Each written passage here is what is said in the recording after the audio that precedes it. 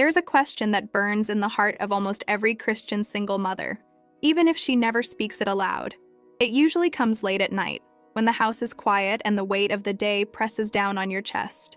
You look at your life, the bills you pay alone, the decisions you make alone, the empty side of the bed, and you ask God, why? Why am I still here? I am faithful. I serve you. I am raising these children the best I can. Why do you keep me in this season of singleness? When you know how much I long for a partner, you see other people getting married.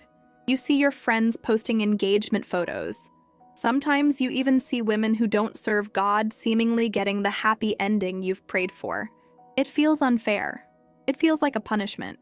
You start to wonder if you are damaged goods, or if God has forgotten you, or if maybe, just maybe, you are destined to be alone forever. I need you to silence those lies right now.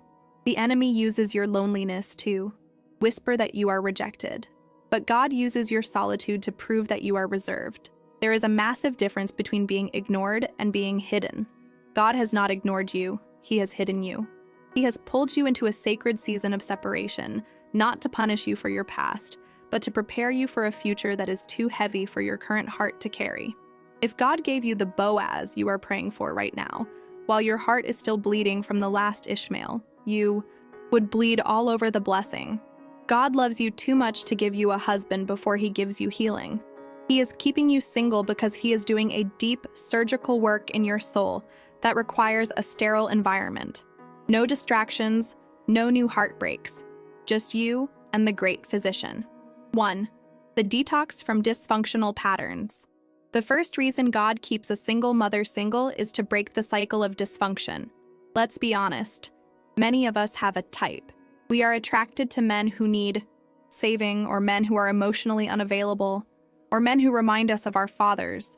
If you look at your past relationships, you might see a pattern of ignoring red flags because you were hungry for love. If God sent a good man into your life right now, you might not even recognize him. You might find him boring because he doesn't bring the drama you are used to. Or worse, you might project the wounds from your ex onto him. God is keeping you single to detox your system. He is flushing out the belief that love has to hurt to be real. He is rewiring your heart to desire holiness over chemistry. He is teaching you to be attracted to character, integrity, and consistency. This detox takes time. You cannot rush it. God is making sure that the next time you say, I love you, it comes from a healed place, not a desperate one. 2. Establishing your identity as daughter before wife. There is a dangerous tendency to look for a husband to complete us. We think, if I just had a man, I would feel valuable. I would feel protected. But God is a jealous God. He will not share His throne in your heart with a man. If you are looking to a man to be your savior, you are setting that man up to fail and setting yourself up for idolatry. God is keeping you single to solidify your identity as His daughter first. He wants you to know, deep in your marrow, that you are whole without a ring. He wants you to know that you are provided for without a second income. He wants you to feel beautiful, without a man's compliment. When you know who you are in Christ, you stop begging for crumbs. You stop tolerating disrespect just to have someone. A woman who knows she is a queen will never settle for a jester.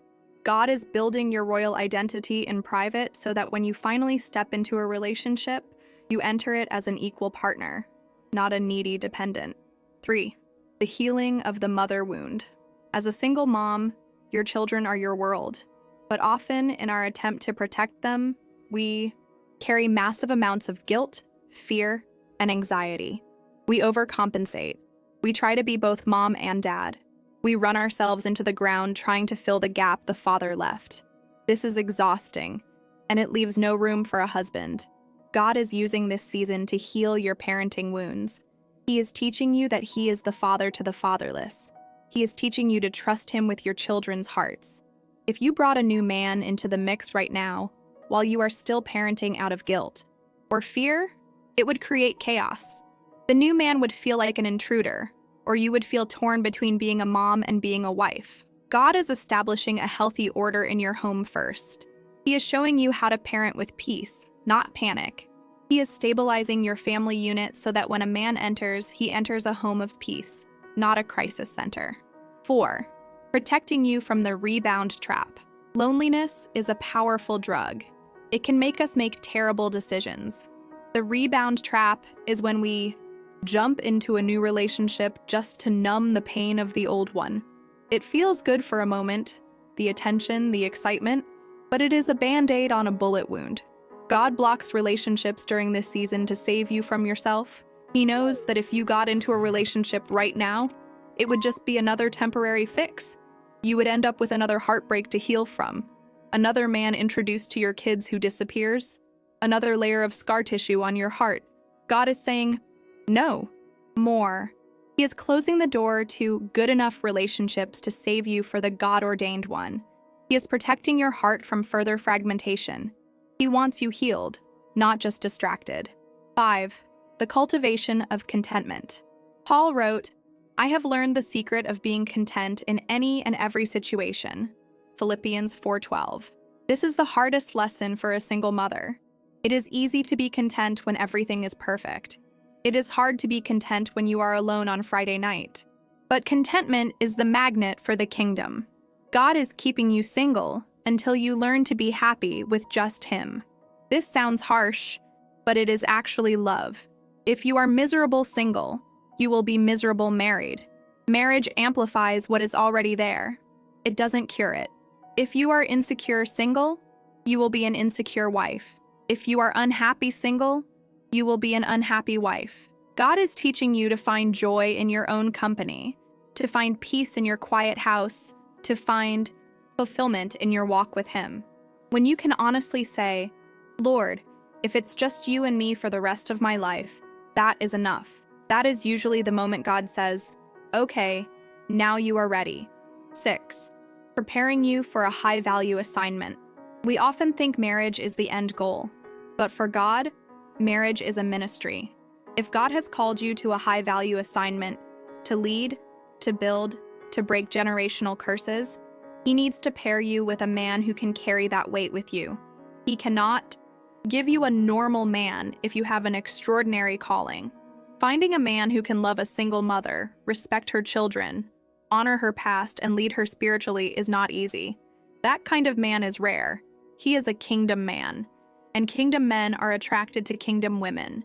God is keeping you single to level you up. He is maturing you, sharpening your discernment, and deepening your prayer life so that you match the caliber of the man He is bringing. You are not waiting on a boy to grow up. You are being prepared for a king to arrive. Do not despise the training ground. 7. The Hagar. Experience meeting God in the desert. Hagar was a single mother in the Bible, cast out into the desert with her son Ishmael. She felt abandoned and terrified. She thought she was going to die. But it was there, in her lowest moment of isolation, that she met the angel of the Lord. She gave God a name, El Roi, the God who sees me. You are in your desert right now. It is dry. It is lonely. But this is the place where you meet El Roi. You learn things about God in the desert of singleness that you can never learn in the promised land of marriage. You learn that He is your provider. You learn that He is your defender. You learn that He is the lover of your soul. God is keeping you here a little longer because He wants you to have such a deep history with Him that no man can ever shake your faith. He wants to be your first love. This intimacy you are building right now is the foundation that will sustain you for the rest of your life, the prophetic shift. So, lift your head, daughter of Zion. Do not look at your singleness as a curse. Look at it as a cocoon. You are not buried, you are planted. The world sees a single mom and sees baggage. God sees a single mom and sees building material. He is rebuilding your heart. He is stitching up the wounds of rejection. He is pouring the oil of joy over your mourning. The silence in your home is not emptiness. It is the hush of the Holy Spirit working on your masterpiece. You are coming out of this season. You will not be single forever, but you will never be this version of yourself again. You are evolving. You are becoming a woman of strength, dignity, and laughter. You are becoming a woman who doesn't need a man to survive, which makes you the most powerful kind of woman to love. God is writing a love story for you that is far better than the one you tried to write for yourself. He is the author. Trust His pacing. Trust His timing. If He is making you wait, it is because what He is bringing is heavy, solid, and built to last. He is not just bringing you a boyfriend, He is bringing you a legacy. Ending in prayer. I want to pray for your heart tonight. I know it's hard to wait. Father, I lift up my sister who is waiting. Lord, you see the longing in her heart. You see the tears she cries when she feels forgotten. I pray that right now, you would wrap her in a blanket of your supernatural peace. Silence the enemies. Lies that tell her she is unwanted. Show her the purpose in this pause. Heal the wounds of her past relationships. Wash her clean of the trauma. Prepare her heart to receive the love she deserves. A love that honors you. Help her to fall in love with this season of intimacy with you. Let her know that she is seen, she is held, and she is cherished. In Jesus' name, amen. If you receive this word and you are willing to trust God's timing over your own timeline, I want you to make a declaration of faith in the comments.